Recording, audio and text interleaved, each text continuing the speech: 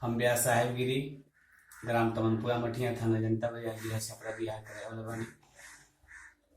हम लोग प्रणाम करतनी, बार बार वंदन अभिनंदन बा। भोजपुरिया माटी समाचार ये चैनल से आज लाइक आवे के मौका मिलल बा, जेकर मलिकार बनी हमरा बाबू आकाश सिंह जी। बाबू आकाश सिंह जी के ही चैनल है, और सब अपन दुलार प्यार बनाई, आशीर्वाद दी बाबू विकास सिंह जी के।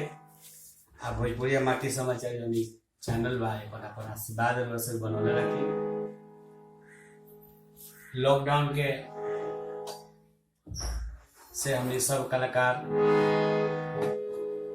तो बेहाल हुए गल बनी, लाइक आकर वो लोग के उन्हीं के मनोरंजन आदमी करावता। चलिए यही माध्यम से वो गीत सुनावता नहीं।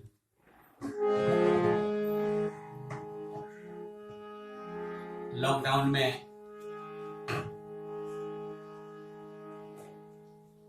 बिहार सरकार के भी हमने के बहुत सहयोग मिलल बा, राशन से लेके पैसा से लेके एमे। सबसे बड़का तो सहयोग बा भाई सफाई कर्मी के, प्रशासन, मीडिया के, मीडिया प्रभारी, प्रशासन, सफाई कर्मी, डॉक्टर, सब लोग भाई प्रशंसा के पात्र बा। वहाँ लोग के भाई वंदन अभिनंदन बा। ये अपने जान पर खेल के हमने के सुरक्षा करता है।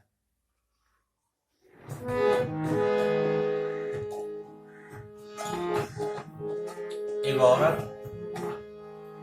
अपना पति के लगे फोन करके अपना पति से संतावना देता रही, और अपना पति से कहता रही कि रौरा जहाँ बानी वही जो अस्थिर रही, घरे जाए कोनो काम नहीं खे, महामारी से बचे के बस कुछ दिन के तो और का कहता रही।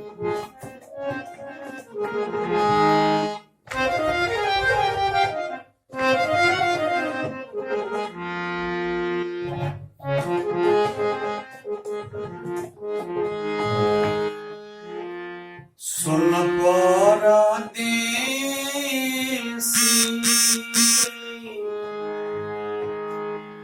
हो बालम,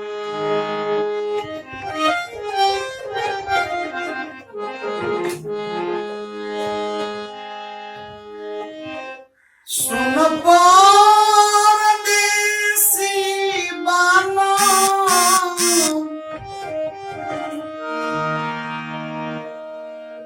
आरे घरे जानी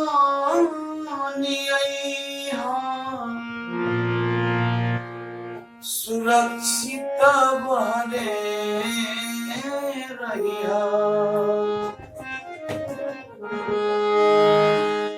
लॉकडाउन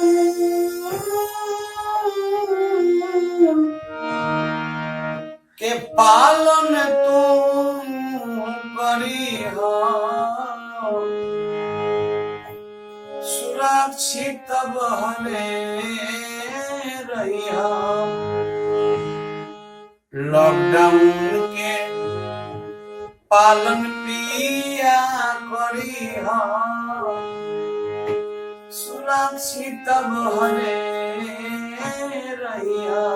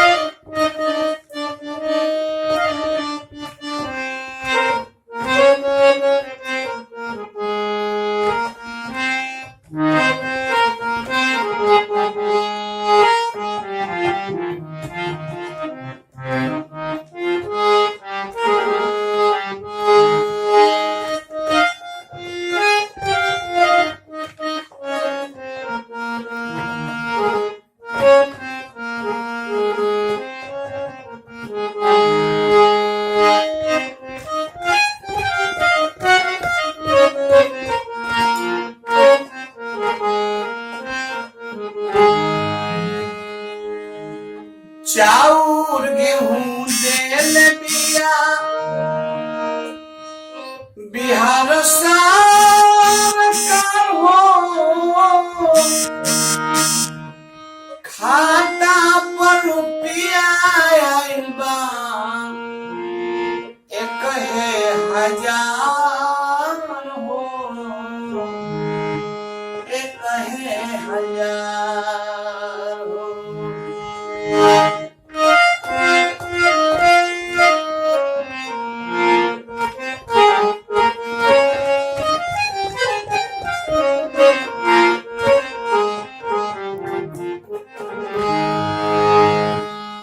हमनी के चिंता ए राजा जी हमनी के चिंता सैया जानी तू सुरक्षित बहरे रहिया लॉकडाउन के पालन पिया करिया निमन से बहरे रहिया लॉकडाउन के पालन पिया करिया सुरक्षित बहरे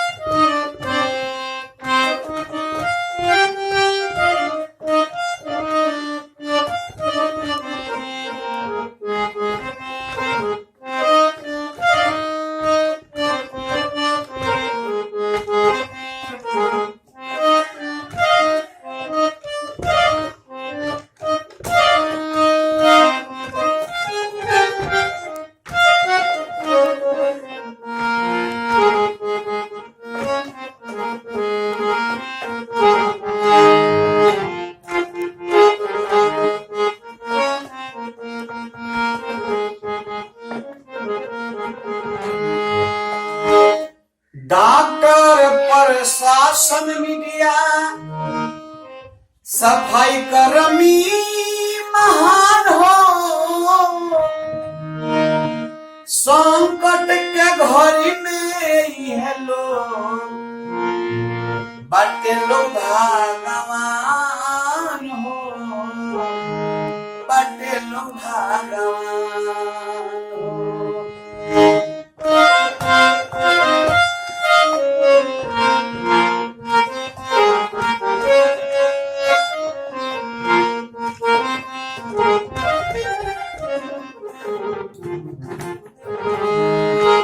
शशि साहेब के अरे गाना हो सुन के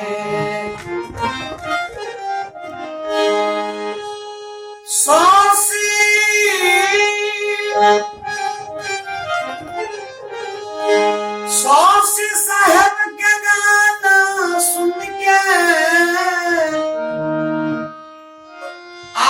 धीरज बनैहा निमन से बहरे रहिया केहू से अरे हाथ जन मिलैहा लॉकडाउन के पालन पिया करिहा सुरक्षित बहरे रहिया लॉकडाउन के पालन पिया करिह निमन से बहरे रहिह लॉकडाउन के पालन पिया करिह निमन से बहरे रहिह लॉकडाउन के पालन पिया करिह निमन से बहरे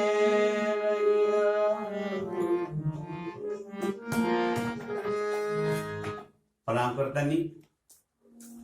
जाने अनजाने में गीत गौने के माध्यम से अगर जौन भी गलती भइल बा क्षमा करब।